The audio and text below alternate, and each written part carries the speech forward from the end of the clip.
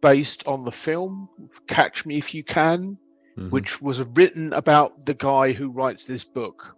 And he was a fraudster for 18 years. And since then, he's been redeeming himself by following up and keeping on track of how these scams are going on.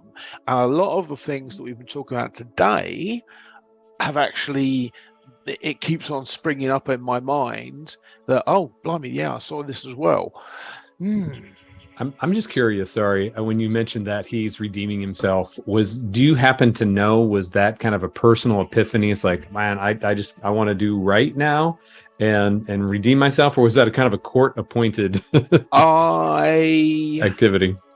I think it was a court appointed. Yeah. From what I remember of the story, it's both. Makes more sense. Because he actually did start working with the government to help as well. Yeah, so that's a great book, for scams. Interesting. Because it's just like, for example, we're using these ridiculous passwords of numbers and characters and all the rest of it, which I can't remember. He said to me, and there's this thing called how secure is your password, and you type in. So if you do 4 individual unrelated words, that apparently takes millions of years to crack. So I've done that, but the amount of cyber attacks is like, basically, unless you've got one of these new AI sentinel thingies going around your system, there's a very high chance that all our machines are hacked. And I don't know if you have ever had where you leave it on standby and you come back and the battery's flat. I think that's because someone's waking it up and using it whilst it's been turned off. You could be right. I mean, I recently upgraded my technology for my company, and on both computers that I have for myself and one of my staff, as I was preparing for this, I could no longer even get to the website after upgrading my Windows Defender. My Windows Defender immediately flagged one of the websites to one of the fake profiles that I put up as being dangerous. And warning signals started going off. It said there's a tracking bot on this page. And so, yes, you don't know what, like, it's in my day job. Oh my gosh, I would be so wealthy if I followed up on every Nigerian or prince that, was willing to send me money in exchange for sending them money to help them move their money here. And I could just kind of they all go to spam and I delete them. Yeah. But yeah, this, I have to admit, keep upgrading my tracking technology has definitely made a difference in terms of even just in the past 3 weeks, what I could look at and what I can't look at. Well, one of the things I noticed, I hope you don't mind me saying, is that you had like 2,300 items in your inbox.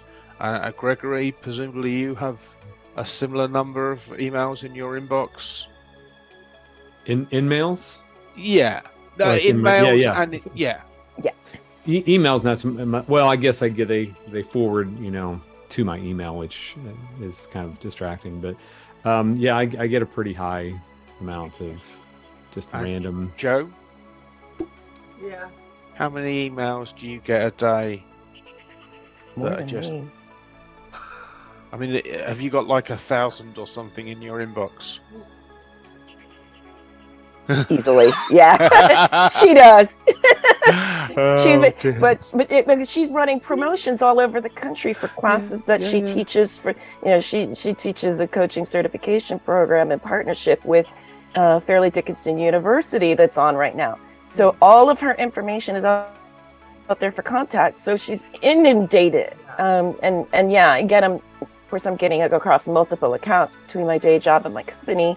And the CEO of my day job, I think the last time I looked over his shoulder when we were in person, he had something like 12,000 emails in his inbox. Whoa! He was just like, I just don't even have time to delete them anymore.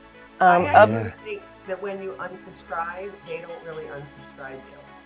sometimes I think they sell it to somebody else since they're Yeah. losing you, because yes, I do have about 2,300 emails in my inbox right this very minute, and probably only about 150 of them are actionable. I don't Well, want to plug another program, but there was a program out there. I don't know if it's still around. That I used to use for a while, and what it did was, I don't know, is it okay to say the name of it? Yeah. I don't, it used to be, I haven't seen it in years, but it used to be called Unenroll. Has anybody heard of that? Unenroll me? And I think it actually, you click on it, and I think it actually would just send that email to like a folder somewhere. Yes, it was like do not describe, but like we have a do not call. It was like do not. It was like unsubscribe or unenroll me. Stop getting them, but they're all in and it was free. And it's so funny because it was on an old email address. I might just go take a look at that. Not that don't know anything about them, don't know where they're based, but I remember that helped.